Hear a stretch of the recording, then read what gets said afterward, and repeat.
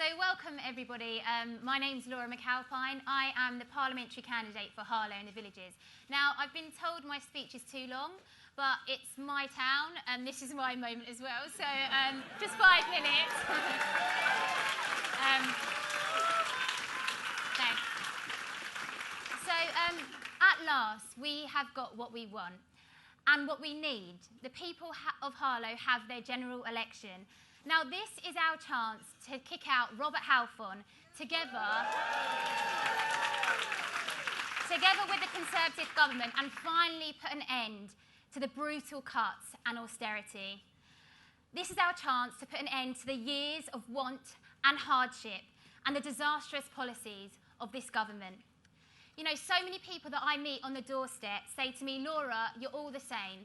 Whether we have a Labour government or a Tory government, nothing will change for me. But this is our chance to show them that things can change, that they will change under a transformative Labour government. And for the first time in a long time, things for working people like us will change dramatically. The Conservatives, they don't care about us. Those who are deprived of meaningful wages, those paying unaffordable mortgages, those paying gangster rents, those obliged to live in third world conditions in office block units like at Terminus House. Shame on them. What is on offer for them? Or those on universal credit forced to use food banks, do they get a mention? Or the people struggling to make it work on 0-hour contracts? The female employee working for Sports Direct, giving birth at work in a toilet, too scared that she would lose her job. Does she count? Brothers and sisters, this society under the Tories does not work. Most have little or nothing, whilst a few have it all. It is a society that has little function, but to advantage the already advantaged. Our Harlow, this wonderful town, has suffered alongside others. There is now a chronic shortage of decent, well-paid jobs. Products and services once made in our town are now being made across the globe on cheap, sweated labour. Our council houses sold off under Tory legislation have frequently fallen into the hands of private landlords who now rent to our people rooms for profit. Our councils have battled to build more council houses, but they lack the major investment that only a government can provide. And today, tragically, Brexit has been the biggest distraction from the real issues affecting people's lives. Unfortunately, views have become more polarised and more extreme, but it's not actually about whether you voted to leave or remain. It isn't a left-right argument, it isn't. People had different reasons for voting the way that they did. The Tories are trying to put the responsibility of their failure to negotiate Brexit on Labour. We can't fall into their trap. We need to stay focused on being the party that will unite this country. We need to keep our eye on the prize. A Labour government, led by Jeremy, will create a society that will be the envy of the world. We are offering a government working with the people in the spirit of public service and cooperation, publicly owned rail, mail, water. The creation of Post Bank, hundreds of thousands of newly built council homes, a proper national health service and national education service. And what I'm really excited about, a green industrial revolution. The announcement of Labour's Warm Homes for All will create the biggest programme of home improvements since the post-war housing boom, upgrading 27 million homes to make them energy efficient and to give us, the working people, cheaper bills. And by embracing the Green New Deal, we can transform the economy through investment in technology, infrastructure and people. Transforming energy systems from fossil fuels to clean renewables, creating green jobs in every town and city across the country, whilst tackling climate change. Rather than running a society on individualism and private profit, a Labour government will create a society rooted on public abundance. It is in our reach. But we can only do this if we win towns like Harlow. And this is where we all come in. So, I'm sorry, a bit of a pitch, but between now and election day, we have over 200 canvassing sessions. We're stuffing tens of thousands of envelopes. We're making thousands of calls, leafleting thousands of doors, speaking to mothers on their school gates and fathers too, meeting community groups, making videos, delivering supporters postal votes. But there are so many jobs. Driving voters to the polling station. There is a job for everyone. And I cannot stress enough how much we need you and how much you will really be valued in my campaign. So if you can help, please sign up today. Sign up. Pledge to take the day off of work, December the 12th. Pledge to take the week off of work. We're not going to do it without you. We need to deliver a Labour MP for Harlow. And I've said it before, but we may not have the backing of billionaires, but what we do have is people power. So now is our only chance of a Labour government. Let's take it. And on that note, I'm pleased to introduce one of the women who will help us form that government and help us to transform Britain, the fantastic Laura Pidcock. Thank you so much. Thank you, you're brilliant. Thank you. Thank you so much to Laura. Wow, 200 canvassing sessions are going to take place. I'm so pleased to be here this morning. I am hundreds of miles away from home, but I know, I can just feel it that I'm amongst friends. And to have a candidate like Laura come through Labour's ranks, and so exciting to think that in a matter of weeks she could be joining me in Westminster, helping to deliver the biggest shift in power in favour of working class people since 1945. And what an amazing start to this general election. Again, we were written off. They never learn, do they?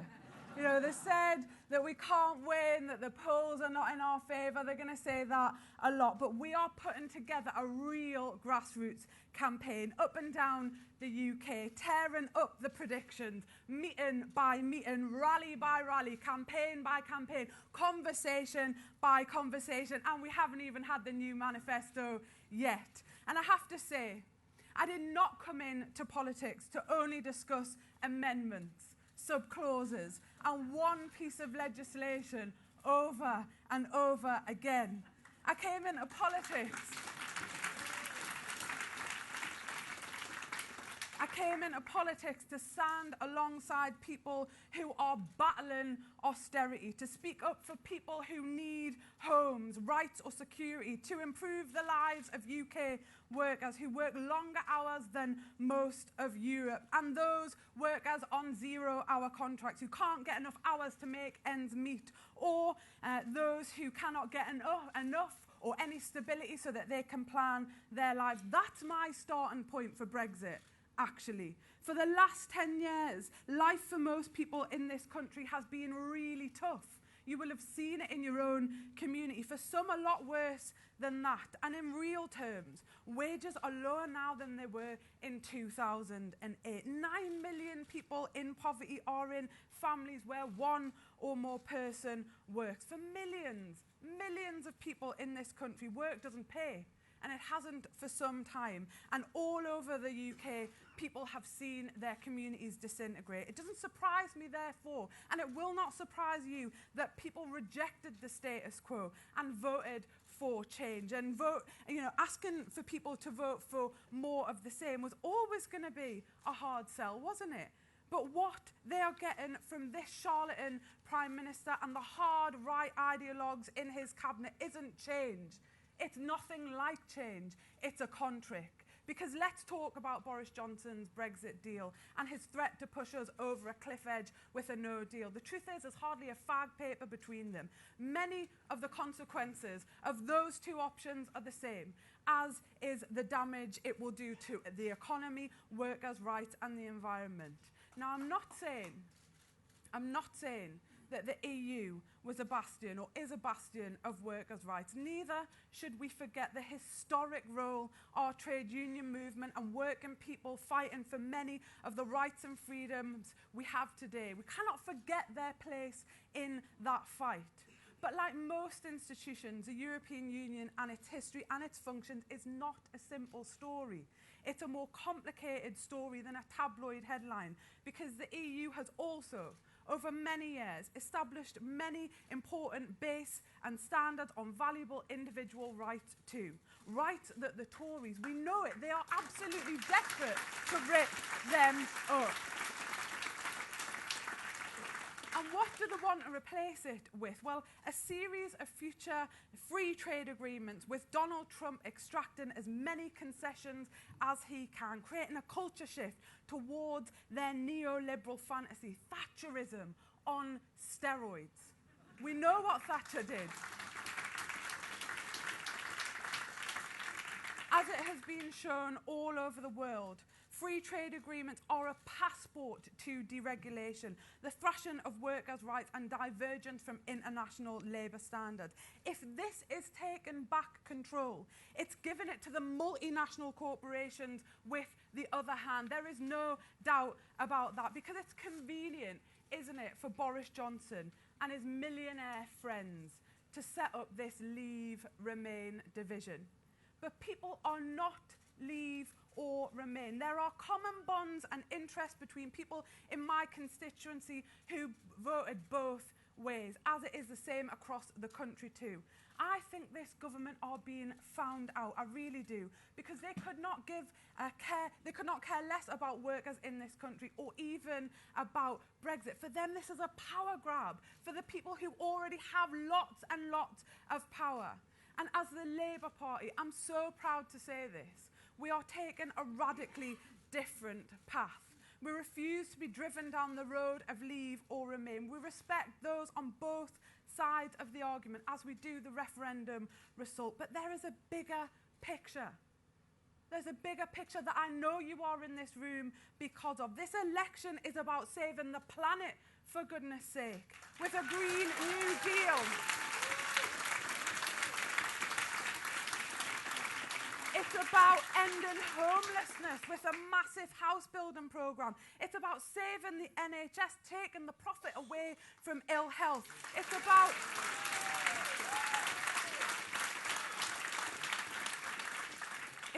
taking the callous effects of away from universal credit, away once and for all. And this is about a more peaceful world. That is what is at stake here. And it's also about giving workers real rights again, enforced by legislation and a brand new department, which I will be so proud to head up, the Ministry of Employment Rights, which will represent 32.7 million workers in the UK, instituting collective bargaining rights across different sectors, giving workers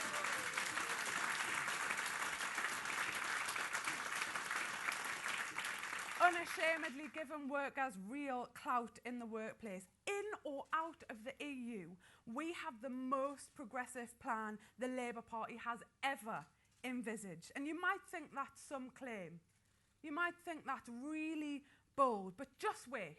Our manifesto is just about ready. It is coming, and a Labour government not far behind. People in this country want and deserve real change, and that's what we are about to deliver. I have absolutely no doubt about it, friends and comrades. Thank you.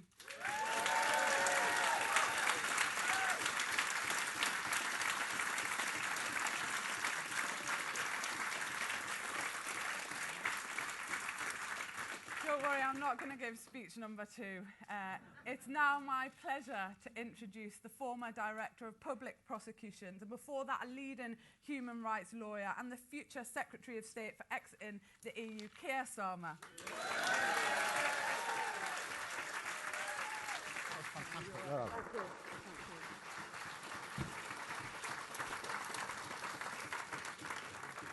Thank you, Laura, and thanks to all of you for being here today. It's so invigorating being here out of London on the campaign trail. You don't know how good it feels for us that have been stuck in those amendments, in those debates for the last 3.5 years. So out here fighting for a truly radical Labour government is like fresh air pumping through us. It's fantastic. And it's great to be supporting great candidates like Laura here in Harlow. What a fantastic opening speech that was, Laura, wasn't it? Really, really.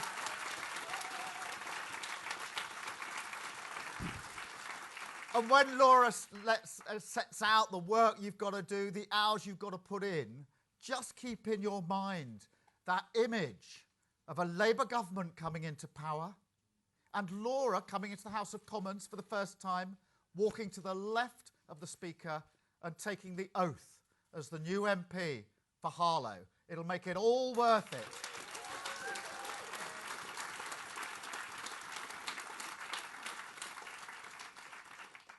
So to Brexit. Story of my life. So let me dive straight in. If Boris Johnson wins this election, our country will take a decisive lurch to the right. His Brexit deal is a hard right deal. It paves the way for workplace rights, environmental protections, and consumer standards to be stripped away. It will do huge damage to our manufacturing industries. It wasn't that long ago that Thatcher as good as decimated our manufacturing base. There has been a revival in places. Manufacturing of cars, of trains, there's been a revival. But his deal will take an axe to that and the thousands of jobs that depend on it. It will weaken the union. The Prime Minister won't admit it, but he's putting a border in the Irish Sea, an internal border in the UK. It will weaken the union, and it will make every region and every nation poorer.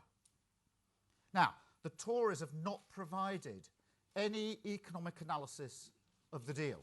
Can you believe it?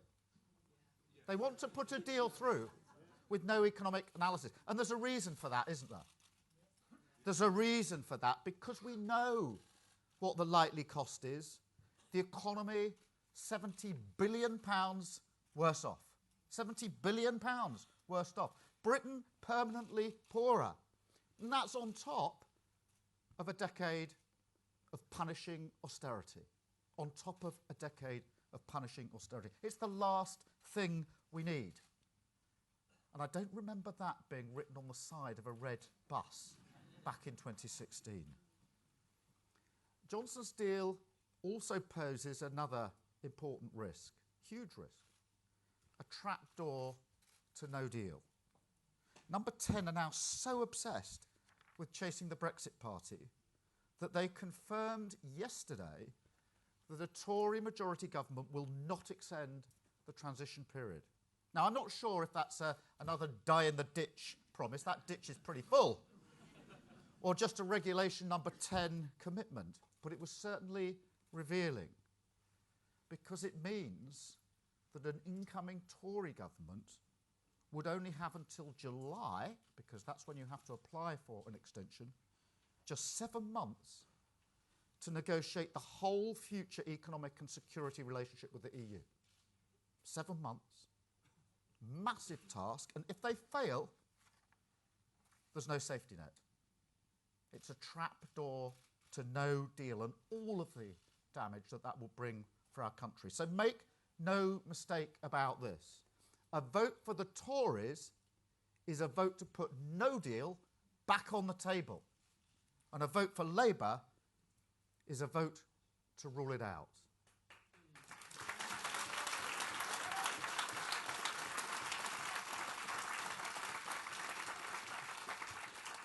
But this election isn't just about the price of Johnson's deal and the risk of a trapdoor to no deal. It's much deeper than that. It's about the political direction of travel, where his deal will take our country. And we know what destination Johnson wants. He wants to turn away from Europe, to rip up that trading relationship and the collaborative work we do, to turn away from strong workplace rights, environmental standards, consumer standards, away from our shared values. For him, that's always been the point of Brexit. Ideology, politics, moving away. But when he's done that, when he's moved away and ripped out those relationships, where does he turn? Where does he turn to make up, not a clutch of small countries, but the United States and Donald Trump? That's where he will tilt across the Atlantic. And what does that mean? Our NHS up for sale. Like it or lump it, the price of medicines going up. I've not met anybody who voted either leave or remain who thinks that medicines and the price of medicines going up is a good outcome for our country. It's a very, very bad outcome for our country and a danger to the NHS.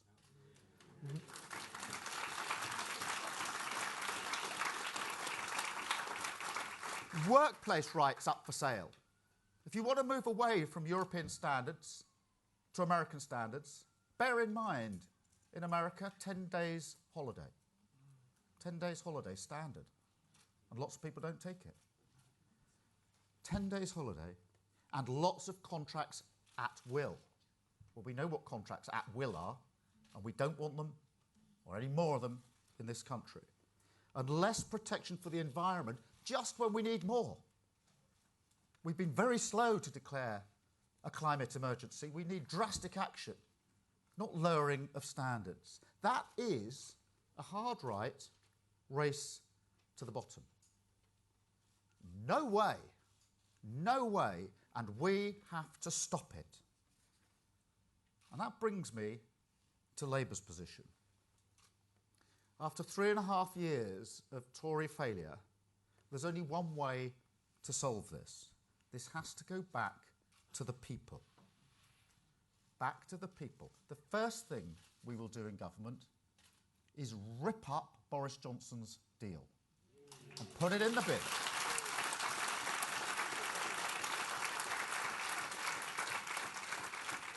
That won't take long.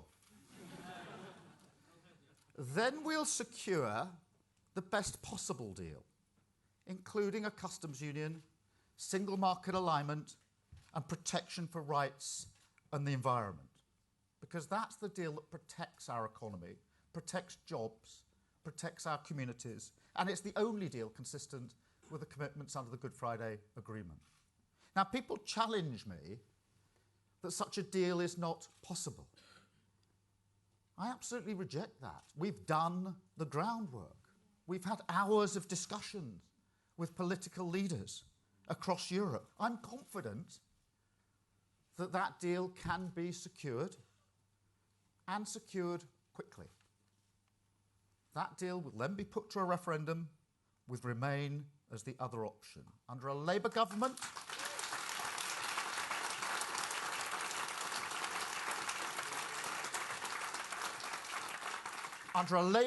Remain will be on the ballot paper.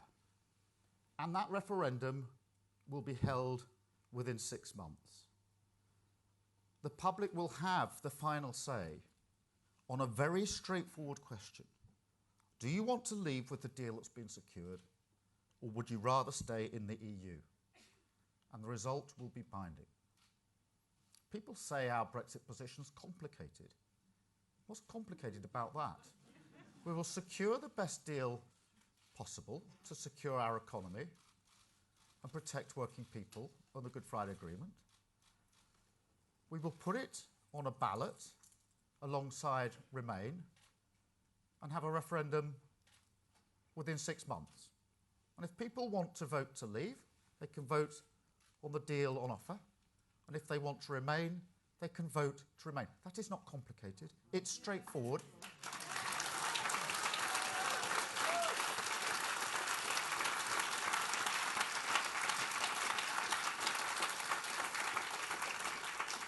And frankly, after 3.5 years of being stuck on this question, it's a practical, pragmatic way forward that will allow us to break the impasse and get on to all the other topics that we need to talk about. Because the last 3.5 years have not just been the frustrating years, they've been the wasted years. Where's been the debate about the health service? Where's been the debate about mental health? Where's been the real debate about the environment and climate change?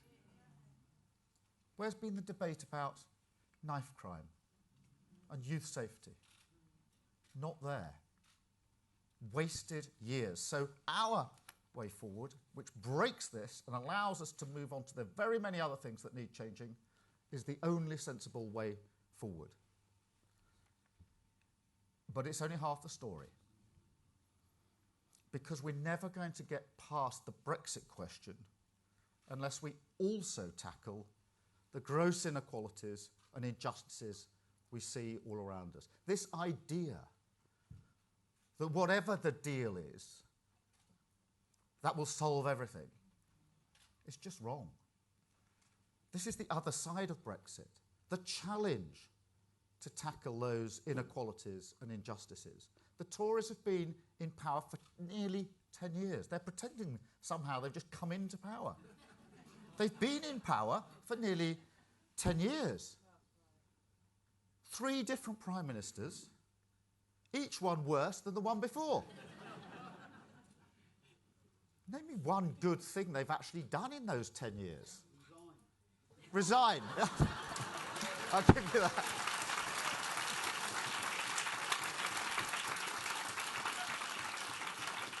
This time we don't need Boris Johnson to resign because we're going to boot him out of office.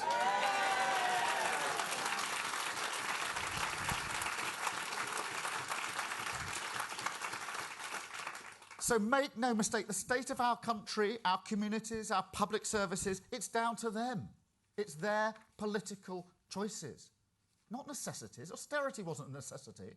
It was a political choice. So this election is about much more than Brexit. It's about what sort of society do we want to be? What type of country do we want to live in? What are our values? It's about whether we tackle climate emergency or just ignore it. Whether we rebuild our NHS or sell it off and introduce higher costing for drugs. Whether we tackle inequality and injustice or just watch it get worse. That choice is stark. Lose, and we face more lost years. We face a hard right Brexit and a hard right government. Win, and Labour can pull this country back from the brink. End austerity, rebuild our public services and invest in our communities. The stakes couldn't be higher. We can. We must, we're under a duty to win. And on that note, it gives me great pleasure to introduce the leader of the opposition, the leader of our party, and the next Prime Minister, Jeremy Corbyn.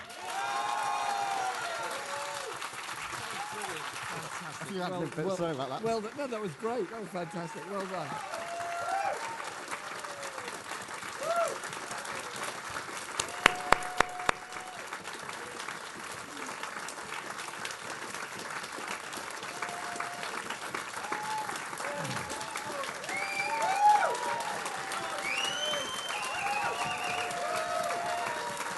Thank you. Thank you, Harlow. This is, I think, the 3rd time I've been here this year. But I'll be back. And I want to say thank you for all that you do for our party. And it's great to see old friends in the audience here, particularly my old friend Stan Newens. Stan, former MP for Harlow, a great friend of mine, and been an inspiration to many people. And if you need to know the history of Essex and Harlow, he's your man. Stan, thanks for everything you've done for our movement and you do to inspire us all. You're a great comrade and a great friend. So it is fantastic to be here because this is one of the original new towns that was created by the post-war Labour government to deal with the massive housing shortage at that time. And I think of those new town pioneers who came here and built this town and built this community, had their children, grandchildren, and made this community even stronger. And one of those grandchildren of Harlow, of the pioneers of Harlow, is our fantastic Labour candidate for Harlow, Laura McAlpine.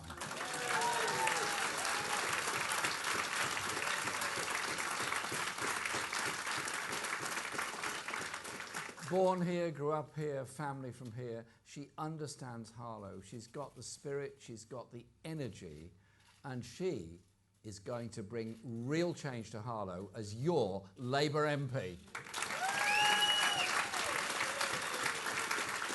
Because her knowledge, her commitment, her determination are absolutely fantastic, and I'm so looking forward, like Keir, to see her walking up to the Speaker's chair, sign the book, and then start speaking. Up for Harlow. Thank you, Laura.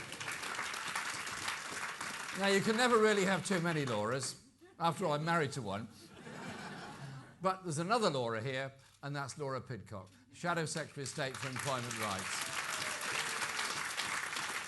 Brilliant representative of our party and our movement, has done so much to advance the whole agenda where we will set up a Ministry of Employment Rights, and we will do things very, very differently. And with her in charge, there's no chance of doing anything different than different. Thank you, Laura. You're going to be brilliant. And I want to say thank you to Keir Starmer, our Shadow Brexit Secretary. He's done a wonderful job over the last 3 years, picking apart the Tories' shambolic handling of Brexit. The way Keir forced them into the meaningful vote, forced them into a vote where they were found to be in contempt of Parliament, and has the most amazing understanding of the details of everything they're proposing. I'll give you an example of just how good Keir and his team are. The government's deal was produced late at night. By 9 o'clock the next morning, he had the whole thing totally analysed in bite-sized versions for all of us to fully understand, comprehend, and go out and campaign on. It's those skills that we've shown in opposition, those skills that Laura has, that Keir has, and so many others. Imagine how good and efficient and effective they would be as ministers, bringing about real change in our society.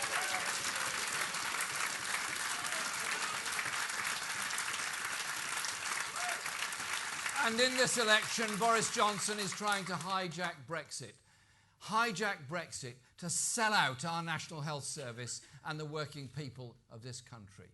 He's trying to cash in on the votes of millions who voted to leave the EU by buying political power for himself and then sell them out with another dose of austerity in the future. That is all that Johnson offers. It's time to call him out.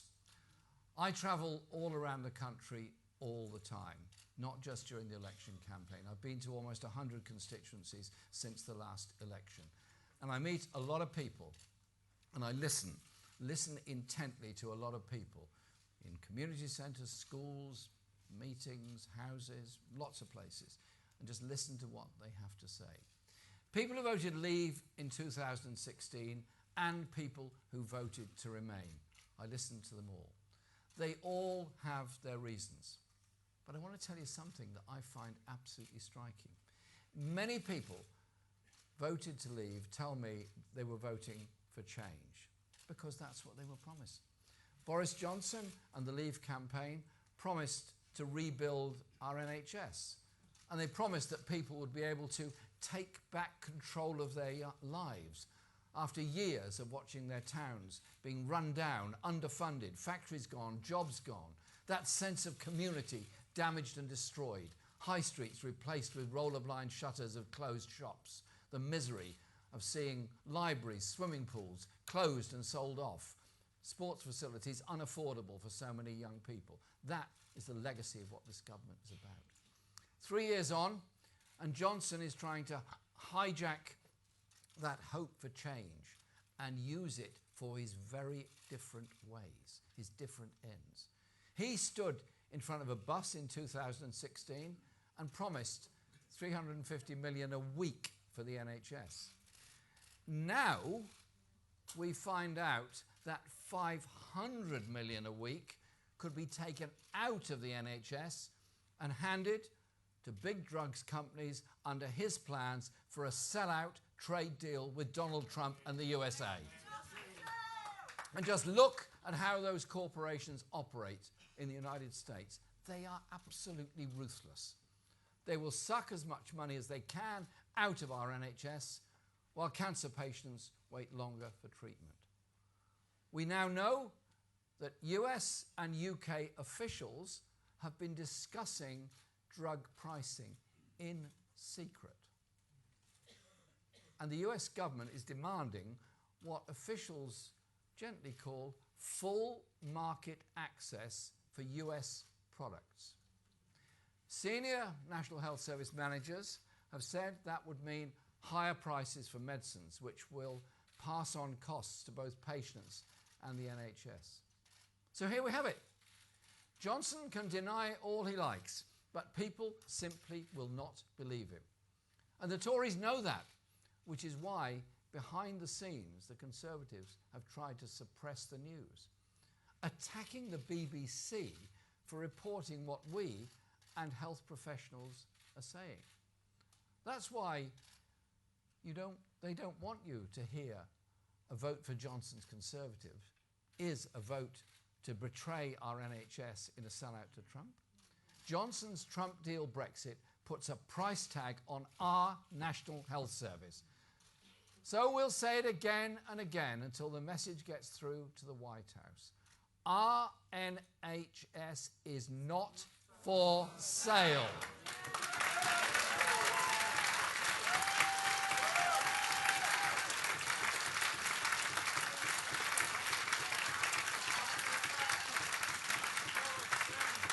The threat.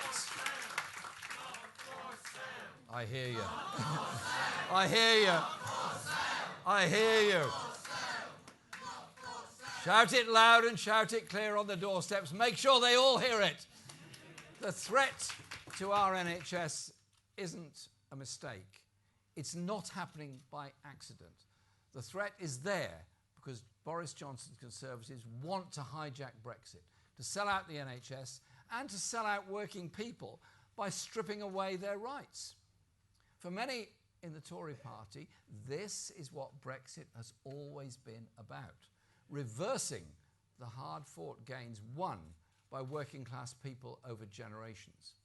Given the chance, they'll run down our rights at work, our entitlements to holidays, breaks, and leave.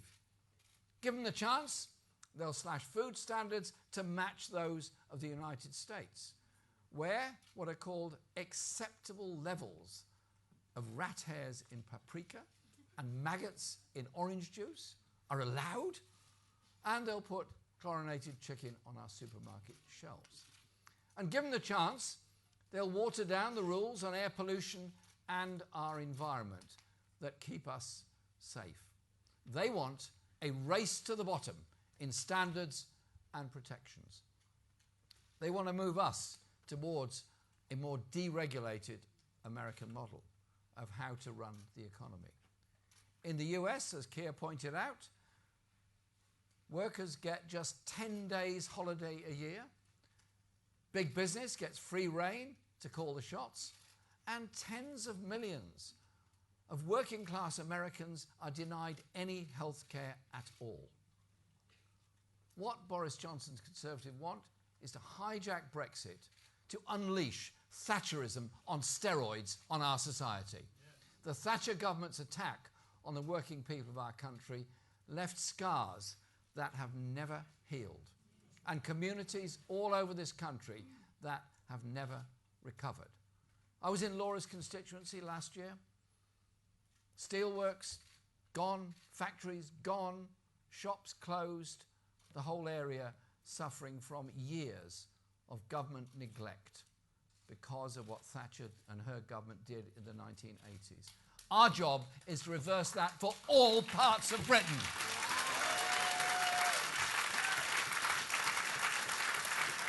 North, south, east, west, Scotland, Wales, all over.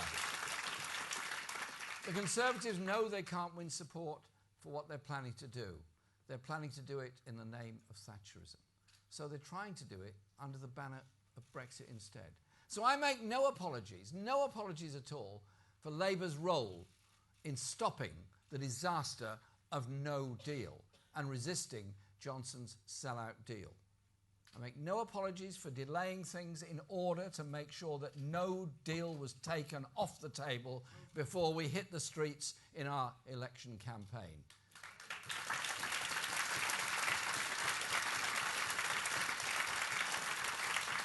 And we made that decision exactly 168 hours ago at this moment.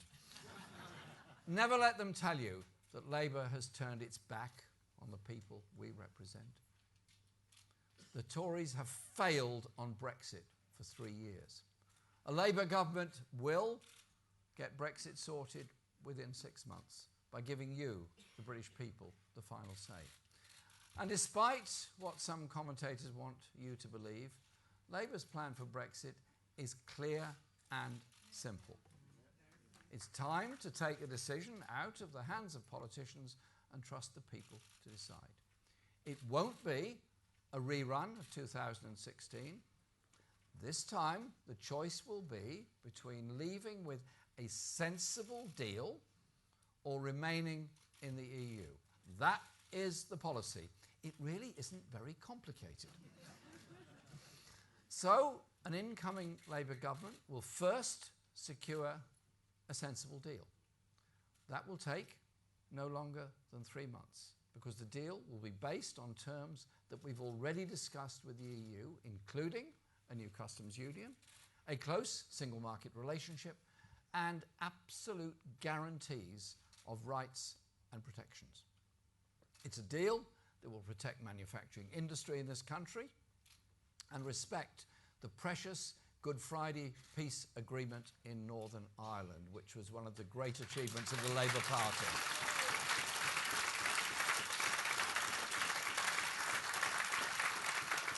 And then we'll put that deal to a public vote. So, if you want to leave the EU without trashing our economy or selling out of our NHS, you'll be able to vote for it. If you want to remain in the EU, you'll be able to vote for that. Either way, only a Labour government will put the final decision in your hands, because this has involved the whole country from the start. It can't now be left to politicians. To finally get this sorted and move forward, we need the people to sign on the dotted line. And we will immediately carry out your decision so Britain can get beyond Brexit. Boris Johnson staked his reputation on leaving the EU on the 31st of October. Do or die, ditches were mentioned, many things were mentioned, and lots of Churchillian language was used. No ifs, no buts, he said. So, the failure to do so, I'm sorry, can only be his, Boris Johnson's failure. The irony is, for all his boasting, Johnson's sellout deal still won't get Brexit done. It will lead to years of continuing negotiations and uncertainty. Whereas Labour's plan will sort it quickly, because whatever the final decision, we won't be ripping up our main trading relationship. The EU negotiator, Michel Barnier, has said an EU deal on Johnson's term would take 3 years, maybe more, of further negotiations. Johnson's sellout deal with Trump could take even longer. Imagine the time it would take to fill all those pork barrels in the US Senate and all the other places. Just imagine it, think about it. So, a vote for Conservatives is a vote for yet more drawn-out, bogged-down negotiations, more broken promises and more distractions from the vital issues facing us that Keir and Laura have spoken about this morning. Like making sure people have decent wages, secure homes, and, absolutely crucially in this election beyond all others, a habitable, sustainable planet for our children and our grandchildren.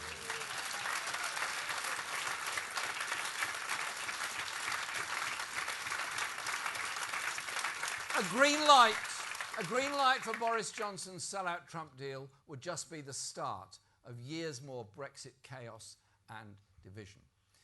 People sometimes accuse me of trying to talk to both sides at once in the Brexit debate, to people who voted leave and people who voted remain.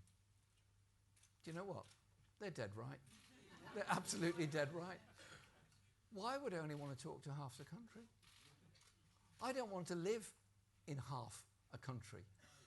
Anyone seeking to become Prime Minister must talk to and listen to the whole country.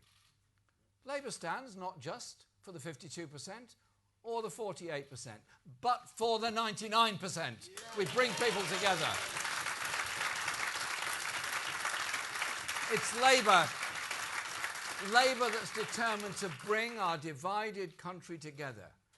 You can't do that if your whole political strategy is to turn one side of the Brexit debate against the other.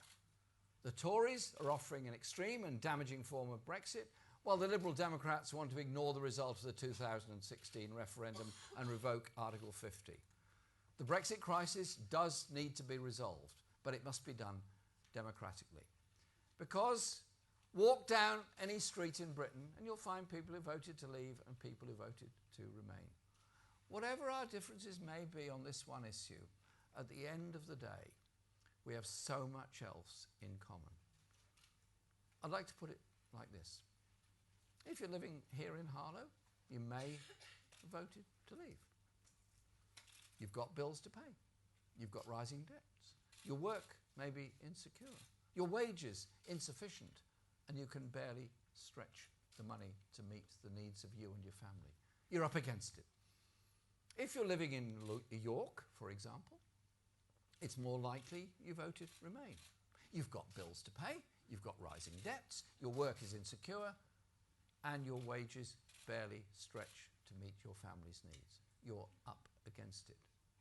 But between a Leave voter in Harlow and a Remain voter in York, you're not against each other. Labour's plan.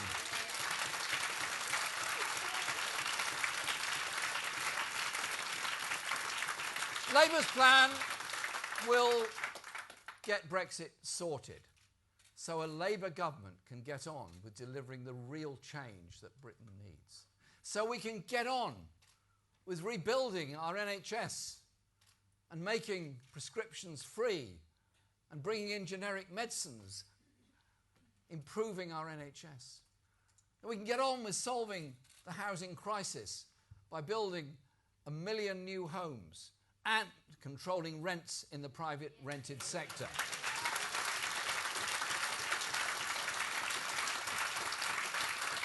Get on with bringing mail, rail and water and the energy grid into public ownership. Thus ending the great corporate rip-off of consumers.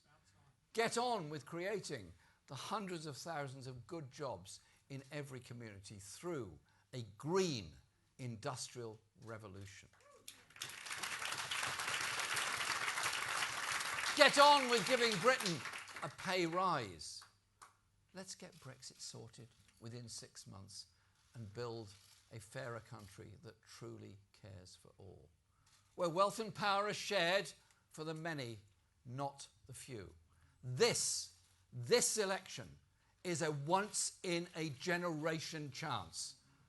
The future is ours to make together.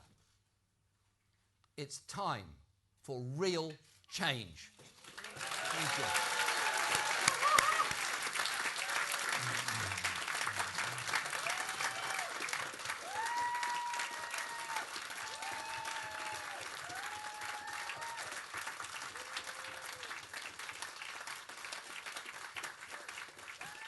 And now one Laura is back. Thank you, Jeremy. Brilliant speech, as usual. So we're now going to take a few questions from the media. So if we can be as respectful as possible, then that would be great. We'll take them in threes. And first, can we have... So the BBC Norman Smith. Thank you very much. Mr. Corbyn, you had some fun at Boris Johnson's do or die deadline. But I want to ask you about your deadline, which is to get Brexit done by June the 13th next year. Is that a fixed deadline, a do or die deadline for you, or could Brexit go beyond then if the negotiations prove difficult and if getting legislation through the Commons also prove difficult? And briefly, can you confirm, given you're going to negotiate a deal which keeps us in the customs union with close single market alignment, that freedom of movement will remain under a Labour government? Thank you. And next, can we have Romilly Weeks from the ITV? Thank you. Mr. Corbyn, President Trump has denied the NHS is on the table in any future trade talks. The government has categorically ruled it out. This is just a useful scare story for you, isn't it? And also, how is your 6th month getting Brexit sorted deadline remotely realistic when to organise the last referendum took a year? Thank you. And we'll have Tom from Sky. Hello, Mr. Corbyn. Keir Starmer said on the first day of a Labour government you'd rip up Boris Johnson's deal. Just on the specifics of that, when you aim to renegotiate, are you seeking to fully open the withdrawal agreement, or do you think you can achieve what you are aiming for with changes to the political declaration on the future relationship? And if I may, will you accept Sky's invitation to hold a three-way debate with Boris Johnson and Joe Swinson? Thanks for your questions. If Keir wants to add anything to my answers, he's very welcome to. First of all, Norman, thanks for your question. The deadline we've set for ourselves is a realistic one. Keir and I have spent many, many hours in Brussels and other European capitals going through our process with governments, with officials, and with fellow socialist parties across Europe. We wouldn't be saying this if we didn't believe it to be realistic and doable. Therefore, we say quite clearly, within 3 months we'll negotiate an agreement, and we'll at the same time do parallel legislation in Parliament in order to ensure a referendum can be held within 6 months. We have a lot of experience in Parliament, we have a lot of experience of legislation, and we wouldn't be saying this if we didn't believe it to be doable and possible, and that's exactly what we're going to be doing in these negotiations. Keir has a season ticket on Eurostar, it's fine, so the cost will be minimal going to Brussels to continue those negotiations, and so we will absolutely get on with that. Romilly, thanks for your question. The only problem is, with your question, that you will be aware that President Trump himself said the NHS has to be included. The US ambassador said it had to be included. And if it is not the case, then why did the Prime Minister and the Health Secretary instruct officials to hold 6 meetings? He's only been in office 100 days.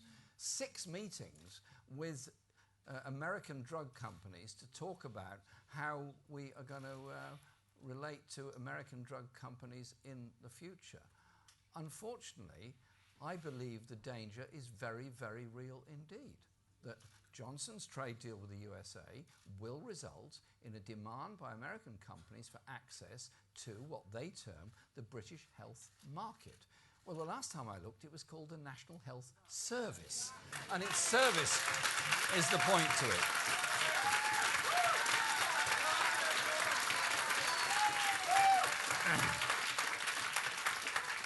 And so when Keir says that we will rip up Johnson's deal on the first day, it's quite a substantial document, but Keir's a very strong fella. He can tear it through, no problem whatsoever. He's a fit man, he plays football. And he's an Arsenal supporter. Yeah. So what more could you want? And yes, of course, we'd be negotiating, and that does include, of course, the political declaration and the future relationship. That's absolutely clear. And I want to say this about European Union nationals that have made their homes in this country. They have made an incredible contribution to our lives, our community and our society.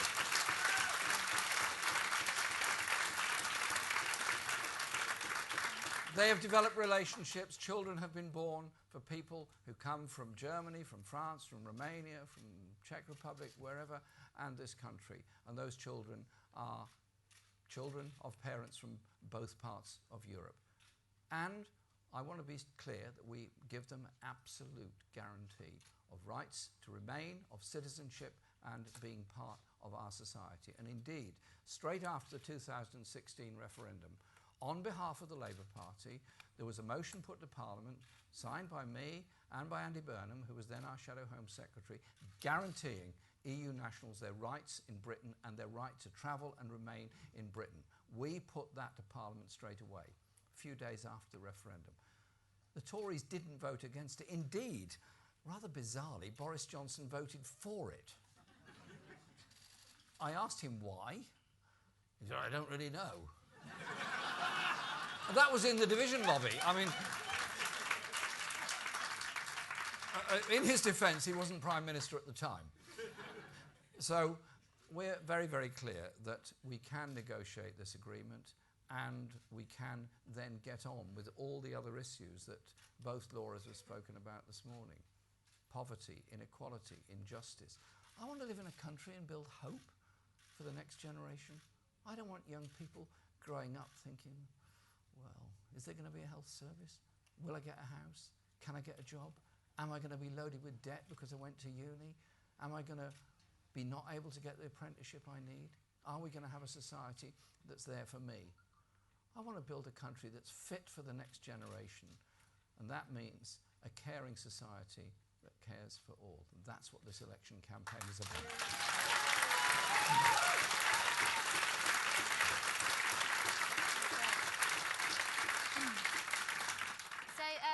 Next we'll have Paul from Channel 4 News.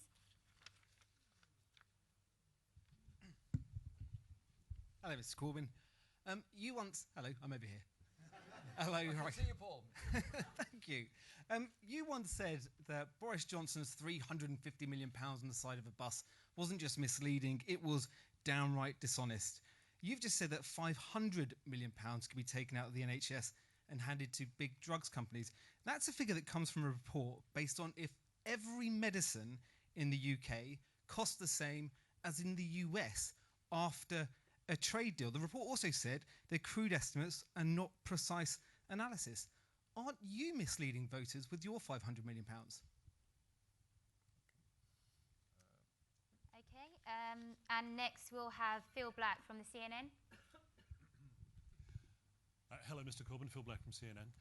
The American president is clearly no fan of yours, and at this early stage of the campaign, it's pretty clear that you're keen and willing to mention him by name and associate him closely with Boris Johnson.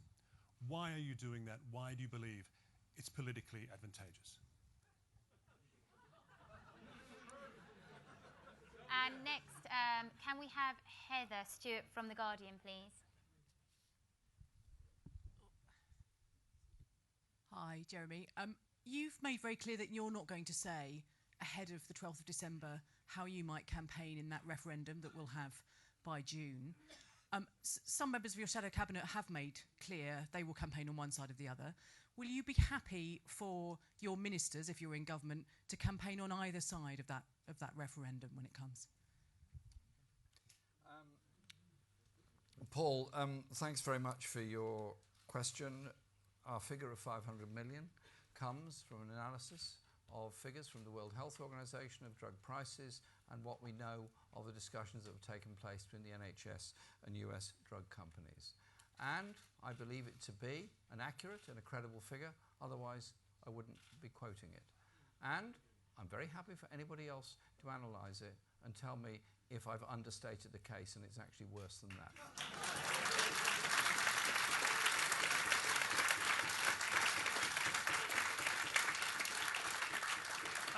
And Phil, thanks for your question. Boris Johnson spends an awful lot of time in the company of President Trump, and indeed has often quoted him, and they quote each other. And indeed, President Trump had some comments to make about Boris Johnson, and indeed he made some rather unkind comments about me, I thought, actually. But it's okay, I can take it. It's fine. His whole approach is one of a trade deal with the USA. When all this started, Liam Fox said he was going to get 40 trade deals done, no problem, it'd be the easiest thing ever in history.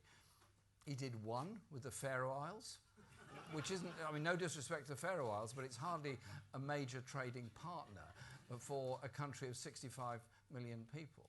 And so the whole direction of travel of this government has always been that they want to do this trade deal with the USA, knowing full well that when the US does trade agreements with any country, they demand alignment, they demand investor protection, they demand full market access, and you will see the price of it.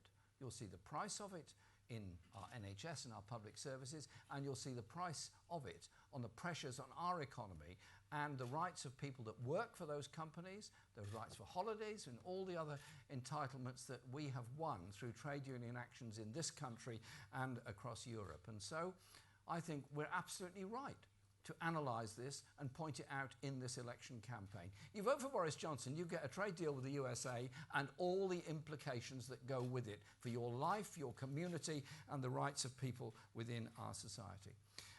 Heather, thanks for your question. Our policy has been arrived at by an awful lot of debate and discussion. I mean, one thing the Labour Party is good at is debate. We love it. We just love it, and we do it all the time. That's what we're about.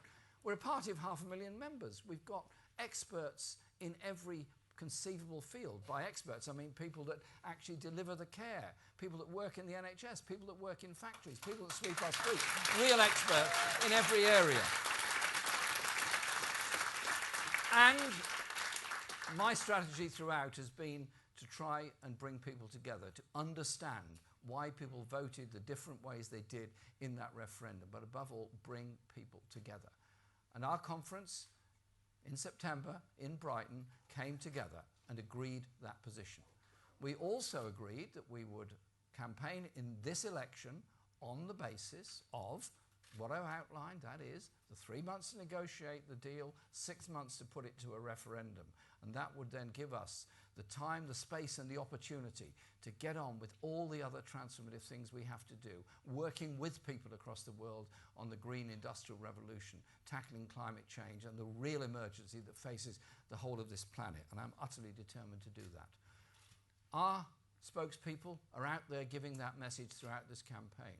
What I've also said is that at the conclusion of those 3 months negotiations, we would hold a special conference of our party in a democratic way. Our 500,000 members and all the affiliated trade union members, the 3 million of them, will all be represented there, and we will come to a view as a party. And at that point, we will give that view to the people of this country. But I want there to be a serious, informed debate during that referendum campaign with very strict spending limits on both sides in that campaign. And then the people will come to their decision, and we, the Labour government, will carry out that decision. No further debate, we'll carry it out and go forward from there. Because we have to come together on this. When one party says they're only interested in supporters of those who want leave, and the other one says they're only interested in support from those who remain, they seem to fail to understand the commonality of our problems on housing, on health, on environment, on jobs, on rights, and all the rest of it. And that's how we're going to go forward.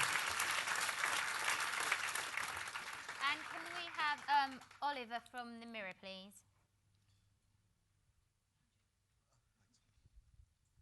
Hi, Mr. Corbyn.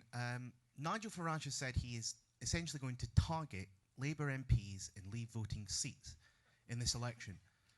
His argument is many of the voters in that seats view not just the Conservative Party, but also the Labour Party and you as out of touch with their concerns and that you've ignored their will.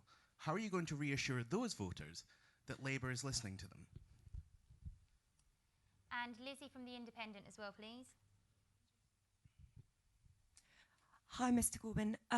If their general election returns a hung parliament, would you be willing to accept revoking Article 50 as the price of a coalition with the Liberal Democrats, or would you rule that out? And can we have Jim from the Financial Times as well? Mr. Corbyn, let's assume that you've become Prime Minister and you're holding your second referendum. Good to get a chair.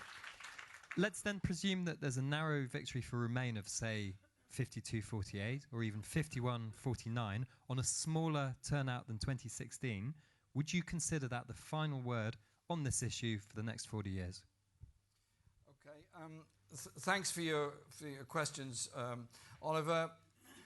Nigel Farage is a one-trick pony from a very wealthy organisation.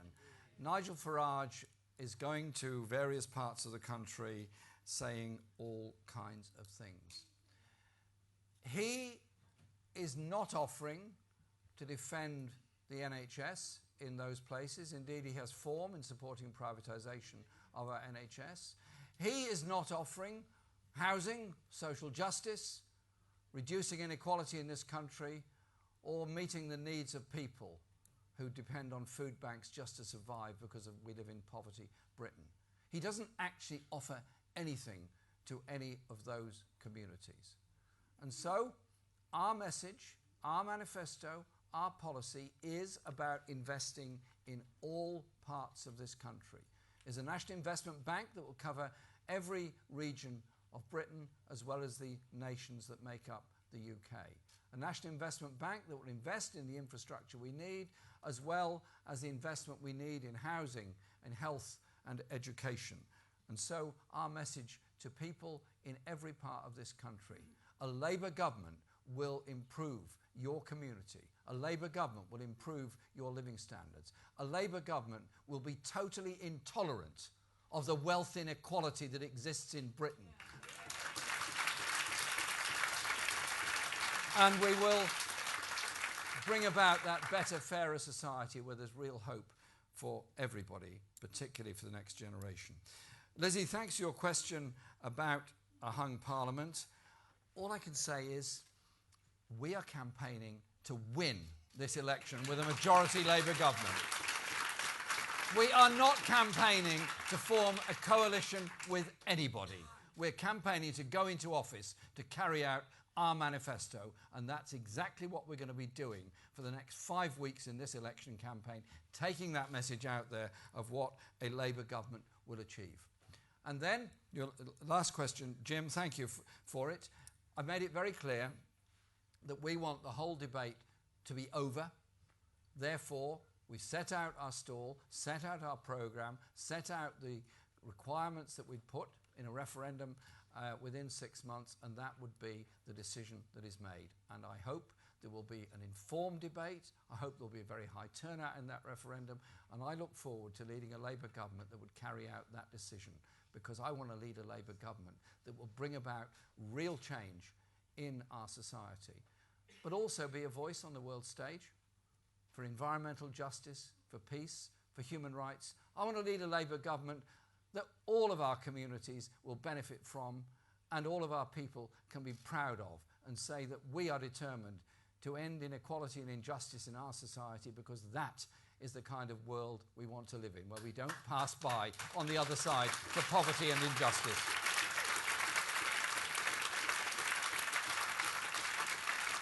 Any more questions? No. Harlow, thank you very much. This is the end of this part of the meeting. Can I say thank you to Laura for chairing the questions and for the work she's already doing as a candidate. You're going to be very proud of her. Very proud of her as your MP. And in this election, no matter how bad the weather, winter comes and Christmas, but then spring with a Labour government.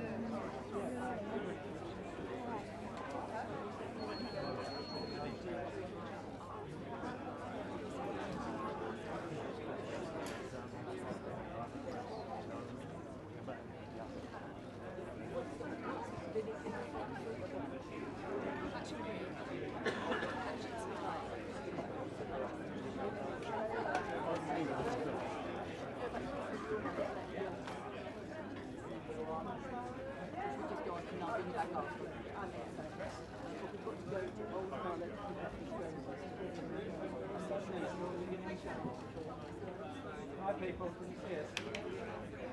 What do you mean? Did you hear them? Are they speaking to you? Hi.